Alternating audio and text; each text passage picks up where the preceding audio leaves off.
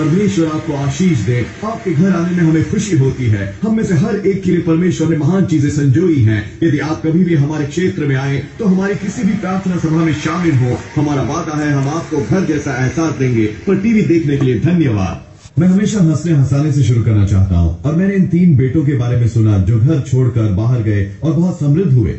वो वापस इकट्ठे हुए उन उपहारों के बारे में बात कर रहे जो वो अपनी माँ के लिए लाए थे। पहले वाले ने कहा मैंने माँ के लिए एक बड़ा घर बनाया है। दूसरे वाले ने कहा मैं माँ के लिए एक फैंसी कार लाया हूँ। तीसरे वाले ने कहा क्योंकि माँ को बाइबल पढ़ना बहुत पसंद है पर वो देख भी नहीं पाती, मैं उसके लिए एक खास ट्रेन तोता लाया हूँ जो पूरी बाइबल कोट कर सकता है। कुछ महीनों में उन्हें अपनी माँ से पत्र मिला जिसमें लिखा था, मिल्टन जो घर तुमने मेरे लिए बनाया वो बहुत बड़ा है। जेरल्ड वो कार जो तुमने मेरे लिए खरीदी वो बहुत छोटी है। पर मेरे प्यारे डोनाल्ड तुम्हारा साधारण सा उपहार मेरा फेवरेट था। चिकन बहुत ही स्वादिष्ट था। अपनी बाइबल ऊपर उठाइए, कहिए जैसे सच्चे मन से, ये मेरी बाइबल है। मैं वो हूँ जो इसमें लिखा है। मेरे पास है जो ये कहती है कि है। मैं वो कर सकता हूँ जो ये कहती है कि कर सकता हूँ। आज मुझे परमेश्वर का वचन सिखाया जाएगा। मैं निडरता से स्वीकारता हूँ। मेरा मन सतर्क है। मेरा हृदय ग्रहणशील है। मैं कभी भी वही नहीं रहूंगा। यीशु के नाम पर प्रभु का आशीष हो। देखिए याकूब की जुर्रत, वो परमेश्वर से आशीष मांग रहा है। एक धोखेबाज की जिंदगी जी लेने के बाद, लोगों का फायदा उठा लेने के बाद, भाई का जन्मसिद्ध अधिकार चुरा लेने के बाद, निश्चय ही परमेश्वर ने कहा होता, याकूब तुम वो आखिरी इंसान हो इस धरती पर जिसे मैं आशीष देने का सोचूं। नहीं, परमेश्वर ने कुछ इस तरह कहा, याकूब मुझे पसंद है ये सच्चाई कि तुम निर्भीक होकर मेरे सिंहासन के पास आए। तुम जानते हो कि मैं अनुग्रह से भरपूर हूं। तुम जानते हो कि जहां पाप रहता है वहां अनुग्रह उससे भी ज्यादा रहता है। परमेश्वर ने न केवल उसे अपनी आशीष दी पर उन्होंने उसका नाम बदल दिया। याकूब से जिसका मतलब था छलने वाला, वो इज़राइल बना जिसका मतलब है परमेश्वर का राजकुमार। आज मैं आपसे बात करना चाहता हूं बारिश आ रही है के बारे में। मैं बहुत साल पहले अफ्रीका में था और वहां भयंकर सूखा पड़ा था। जमीन इतनी सूखी थी कि वो टूट रही थी। सारी वनस्पति सूख गई थी। मवेशी जीवित नहीं बचे थे। ये पूरी बंजर थी, खाली, कोई जीवन नहीं, सिर्फ इसलिए कि कोई बारिश नहीं हुई थी। अब हर व्यक्ति ऐसे सूखे के दौर से गुजरता है। सूखे का मौसम जब हम कुछ होता हुआ नहीं देखते। हमारे बड़े सपने हैं, हम परमेश्वर की प्रतिज्ञाओं पर खड़े हैं पर हम कुछ भी होता नहीं देखते। ये सूखा और बंजर है। आप एक क्षेत्र में आशीषित हो सकते हैं जबकि दूसरे में सूखाग्रस्त। आपका कामयाब करियर हो सकता है पर अपने विवाह में संघर्ष, एक सूखा आपके रिश्तों में। या आपका विवाह बढ़िया हो सकता है पर आप स्वस्थ नहीं रहते। एक सूखा आपकी सेहत में। मैं एक महिला को जानता हूं जिसके पास सब कुछ है। वो खूबसूरत है, टैलेंटेड है और कामयाब है पर साल दर साल वो उसी व्यसन से संघर्ष करती रही है। बहुत आसान है ये सोचना हमेशा ऐसा ही रहने वाला है। मैं अकेलेपन में ही रहूंगी। मुझे हमेशा इस डिप्रेशन से जूझना पड़ेगा। मैं अपने रुपए पैसे में संघर्ष करती रहूंगी। खैर, मैं ऐलान करना चाहता हूं कि 2014 में उस सूखे का अंत होने वाला है। कोई भी क्षेत्र कंगाली का, सूखे का, अकेलेपन का, हर खाली जगह, यदि आप विश्वास में बने रहेंगे तो परमेश्वर अनुग्रह की बारिश करने वाले हैं। चंगाई की बारिश, बहाली की बारिश। भजन संहिता 68 वचन 9 में लिखा है, हे परमेश्वर तूने बहुतायत की वर्षा की। आप इसे अपनी आत्मा में क्यों नहीं उतार लेते? आप एक बहुतायत की वर्षा देखने ही वाले हैं। हर सूखा केवल अस्थाई है। वो सूखे का दौर हमेशा नहीं रहने वाला। क्यों? वर्षा आ रही है। वो व्यसन आपके पूरे जीवन आपके साथ नहीं बना रहेगा। बारिश आ रही है। वो संघर्ष और अभाव आपका भाग्य नहीं, ये टेम्पररी है। बारिश आपकी तरफ आ रही है।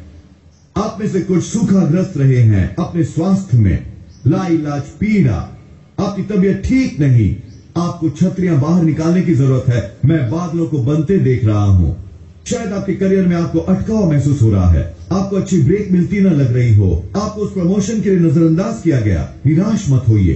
परमेश्वर के पास आपके लिए कुछ बेहतर है। ये कोई बूंदाबांदी नहीं होने वाली, थोड़ा सा छिड़काव नहीं बल्कि मूसलाधार बारिश। बारिश बहुतायत की।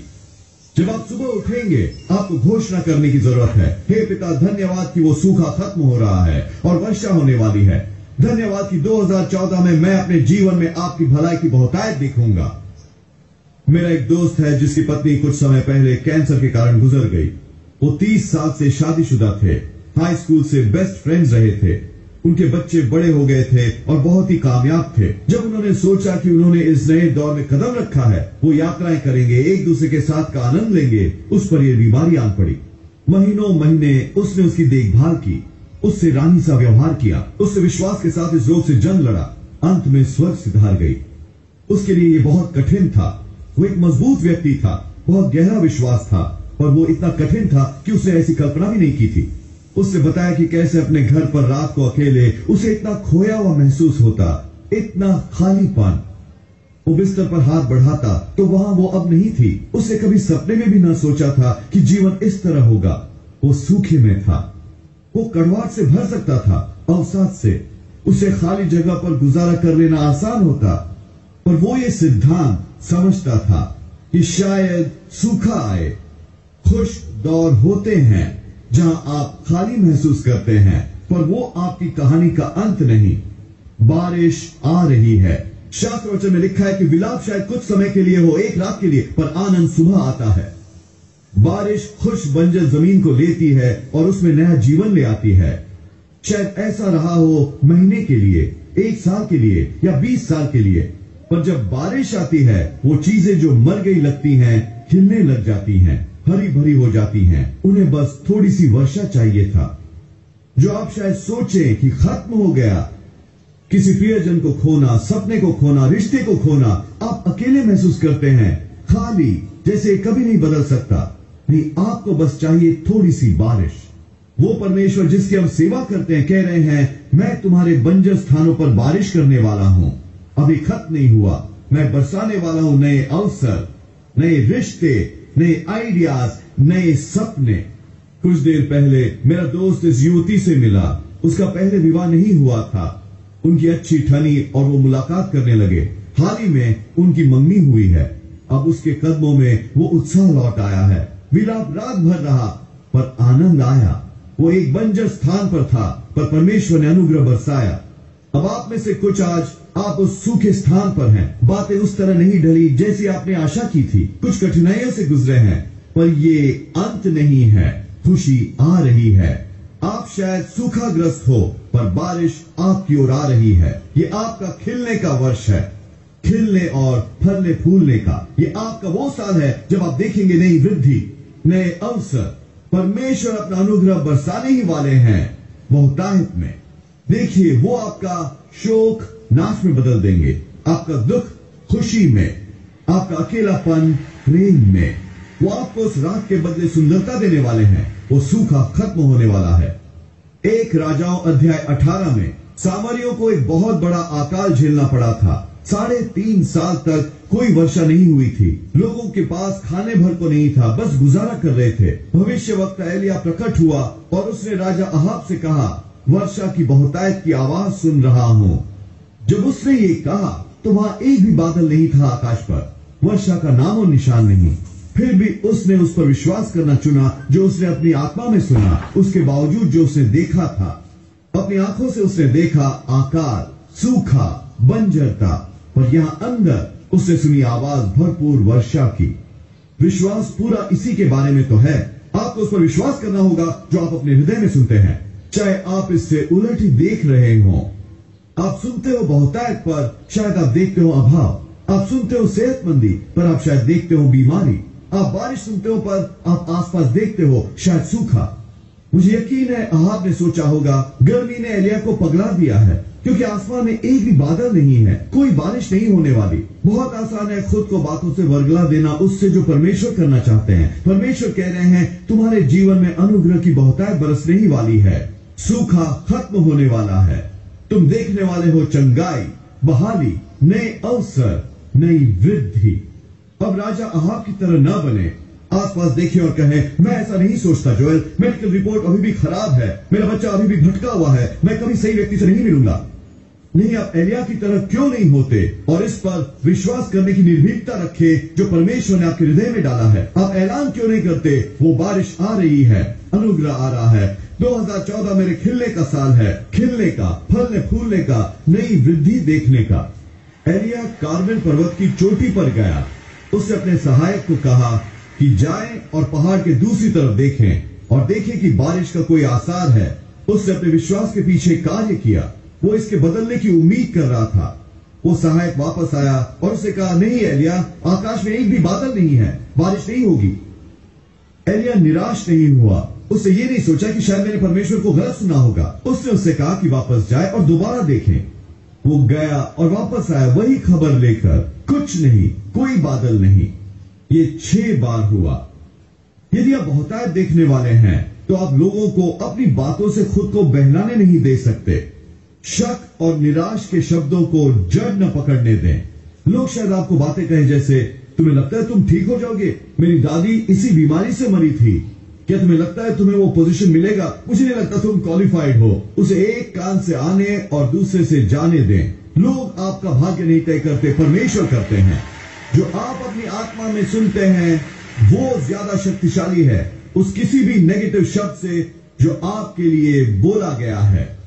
यदि आप ध्यान से सुनेंगे तो आप बहुतायत की आवाज सुनेंगे, वृद्धि की आवाज सुनेंगे, नए स्तरों की आवाज सुनेंगे। वो सृष्टि के रचयिता है जो उन महानता के बीजों को बाहर लाने को बुला रहे हैं। परमेश्वर नहीं चाहते कि आप वहां रहें जहां आप हैं। उनके पास नए स्तर हैं, पर आपको उनके साथ सहमत होना पड़ेगा। आपको इस क्षण को प्रज्वलित करना होगा और कहना होगा, हाँ, आज ये मेरे लिए है। मेरा बच्चा शायद भटक गया हो, पर मैं चिंतित नहीं हूं। मैं बहाली की आवाज सुनता हूं। मैं जानता हूं कि बारिश आने वाली है। मैं शायद ठीक महसूस न करता हूं, मैं निराश नहीं हूं। मैं चंगाई की आवाज सुनता हूं। मैं एक क्षति से गुजरा हूं। मैं उदासी में नहीं जी रहा। मैं नई शुरुआतों की आवाज सुन रहा हूं। मैं जानता हूं कि सूखा खत्म होने वाला है और बारिश आने वाली है। जब मैं आपको देखता हूं तो पता है मैं क्या सुनता हूं? सपनों के साकार होने की आवाज, शादियों की बहाली की आवाज, उस बच्चे की आवाज जिस पर आप विश्वास किए हैं, दिव्य संपर्कों की आवाज। आप सही व्यक्ति से मिल रहे हैं। मैं नए अवसरों की आवाज सुनता हूं। ये बहुतायत की आवाज है। 7वीं बार वो सहायक वापस आया और कहा, एलिया, इस बार मैंने एक छोटा सा बादल देखा है आकाश में। ये ज्यादा नहीं था। अपनी उम्मीदें मत बढ़ा लो। ये बस मनुष्य के हाथ के आकार का था। एक बात मुझे परमेश्वर के बारे में बहुत पसंद है, वो ये कि वो कुछ छोटा सा लेते हैं और उसे बड़ा बना देते हैं। परमेश्वर को पूरा आकाश नहीं चाहिए कि वो बादलों से भरा हो। वो एक छोटा सा बादल भी ले सकते हैं। ज्यादातर लोग उसे खारिज कर देते हैं। ये कुछ नहीं है, ये महत्वहीन है। फिर भी परमेश्वर उससे मूसलाधार बारिश ला सकते हैं। मैं क्या कह रहा हूं? आपको अपने पीछे कई लोग नहीं चाहिए। आपको बस अपने पीछे एक सही आदमी चाहिए। आपको सबसे ज्यादा पावरफुल होने की जरूरत नहीं या सबसे ज्यादा इन्फ्लुएंशियल। परमेश्वर ने एस्तर नाम की एक किशोरी को इस्तेमाल किया, एक अनाथ को पूरे इजराइल को बचाने के लिए। उसने गधे का इस्तेमाल किया एक भविष्यवक्ता से बात करने को। हम में से ज्यादातर लोग गधे की तरफ ध्यान भी नहीं देते। वो महत्वहीन है। परमेश्वर ने गोफन का इस्तेमाल किया और कुछ पत्थरों का गोलियत को हराने के लिए, और दाऊद एक चरवाहे लड़के को जिसने कोई ट्रेनिंग नहीं ली थी इजराइल के सिंहासन पर बिठाने को। उस छोटे से बादल को खारिज न करें। परमेश्वर कुछ छोटा लेकर उसे कुछ महान बना देते हैं। इसी तरह लेकवुड चर्च की शुरुआत हुई। 1939 में मेरे पिता ने तय किया उस चर्च को छोड़ देने का जिसकी वो पासबानी कर रहे थे। जिस डिनोमिनेशन में वो थे उससे वो सीमित महसूस कर रहे थे। उन्होंने अपने अंदर कुछ बड़ी बात की आवाज सुनी। डैडी एक नया चर्च शुरू करना चाहते थे, पर उनके पास कोई पैसा नहीं था। उनके पास कोई बिल्डिंग नहीं थी। आकाश में एक बादल तक नहीं था। पर उनके एक पड़ोसी ने कहा, जॉन, मेरा एक पुराना घिसा पिटा सा फीड स्टोर है जिसे वो अब इस्तेमाल नहीं करता। तुम चाहो तो वो इस्तेमाल कर सकते हो। ये छोटी सी लकड़ी के ढांचे की बिल्डिंग जहां फर्श में छेद थे, अभी भी भूसा और चारा उसमें था। मेरे माता पिता और कुछ